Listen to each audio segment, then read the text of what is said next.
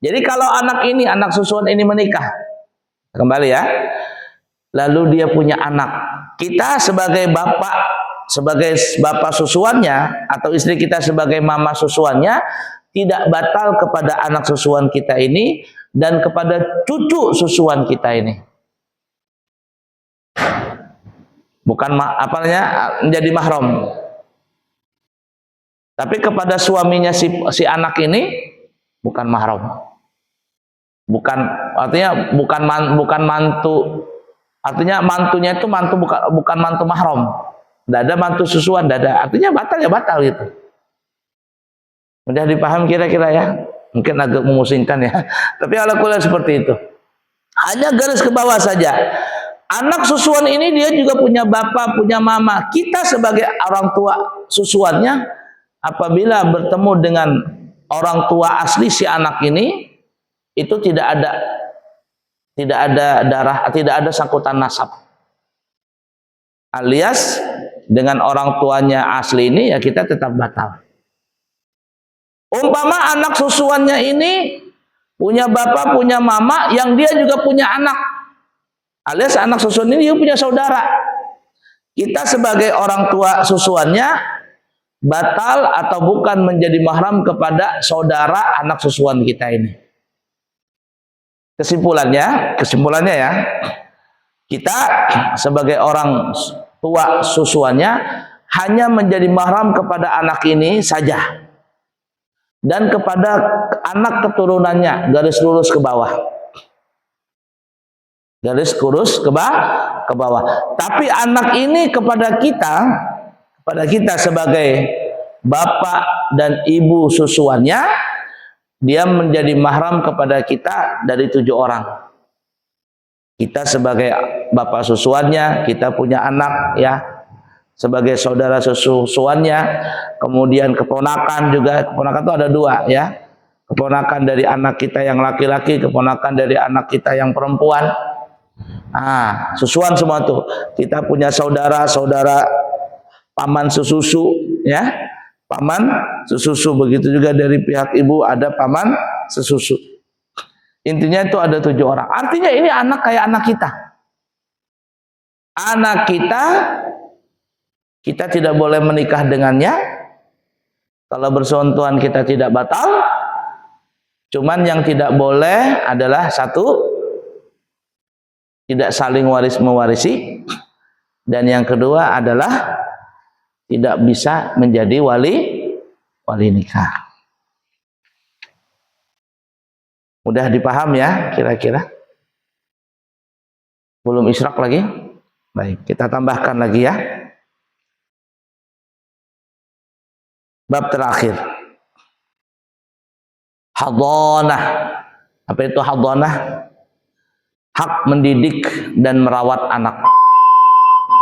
Nah, sampai. Udah kita habiskan aja ya, sedikit lagi ini. Hak mendidik anak. Siapa yang paling berhak? Ini maksudnya kasusnya kalau seandainya ada suami istri yang bercerai. Suami istri yang bercerai. Lalu anak ini ikut siapa? Ikut bapaknya kah, ikut mamanya? Nah, kesimpulannya begini ya. Kalau anak itu belum balik. Belum balik itu berarti kalau dia umur di bawah 15 tahun. Kan banyak orang bercerai anaknya masih umur berapa namanya itu? 4 tahun, 5 tahun. Kalau masih bayi, jelas sudah itu ibunya yang megang. Kalau masih bayi, ibunya yang megang. Nah, siapa yang paling berhak untuk merawat anak ini? Bapaknya kah atau mamanya? Untuk merawat anak ini, atau yang kita sebut namanya tadi hadhanah, adalah sang ibu. Sang ibu. Jikalau anak itu belum balik, ya nanti kita sebutkan syarat-syarat ini agak sedikit panjang ya, nanti kita ulangin. Cuman ini untuk sementara, Yang paling berhak adalah ibu dulu. Kenapa? Karena biasanya seorang seorang perempuan itu lebih cenderung kasih sayangnya dia curahkan kepada anaknya. Dia curahkan kepada anaknya.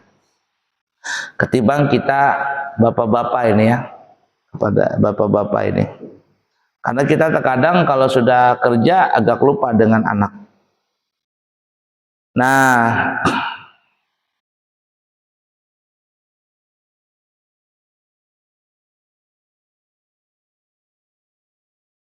jadi kalau masih kecil, belum memayis, maka anak itu yang memegang adalah ibunya dulu. Selama ibunya ini bisa dikatakan anak itu aman bersama ibunya. Tapi kalau ibunya ini yang diceraikan ada sedikit gangguan, apalagi gangguan jiwa umpama, ya, maka jangan diserahkan anak itu kepada mamanya. Habis nanti bisa bermasalah anak tadi. Nah, akhirnya nanti bisa celaka anak tadi atau mungkin dipukulin atau apa begitu ya. Nah. Kemudian adapun masalah nafkah itu tetap dibebankan kepada si bapaknya. Nah itu tuh. Ini terkadang orang bercerai. Ini laki-laki ini terkadang nakal juga. Bercerai dengan istrinya. Ya tentulah anaknya tadi ikut mamanya karena masih kecil umpama. Tapi karena sudah anaknya ini ikut mantan istrinya, si suami ini, mantan suami ini acuh tak acuh dengan anak ini. Padahal itu kewajiban loh, masih ada itu. Makanya tidak ada istilah kata itu mantan anak, itu tidak ada. Kalau mantan istri, mantan suami ya mungkin ada. Tapi kalau mantan anak tidak ada. Ini perlu diperhatikan bagi orang tua, suami-suami yang bercerai, lalu anaknya ikut mantan istrinya, dibebankan kepada suami itu, kepada mantan suami itu untuk menafkahi anaknya tadi. Berapa perlunya sebulan? Kalau dia menyusu, berapa dia punya air susu sebulan? Pempas berapa? Nah seperti itu tuh, wajib. Jangan acuh tak acuh begitu.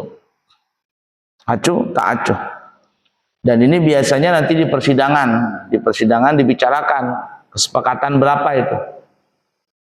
Dan ini biasanya ya tergantung orang kaya. Kalau orang kaya bisa mintanya, sang istri ini katanya minta 20 juta sebulan. Kok 20 juta banyak banget? Ya kamu kan kaya katanya. Ini anak perlu perawatan, perlu makan, perlu minum, perlu sekolah, perlu ini, perlu itu. Hitung tuh. Nah ya. Tapi kalau orang-orang yang sederhana saja nggak mampu 20 juta. Orang gajinya cuma 5 juta, bagaimana untuk 20 juta? Nah itu nanti bisa dibicarakan masalah itu. Nah hak asuhan ini dipegang oleh sang istri, tapi ada syaratnya. Selama si perempuan itu tidak menikah lagi. Selama perempuan itu tidak menikah lagi.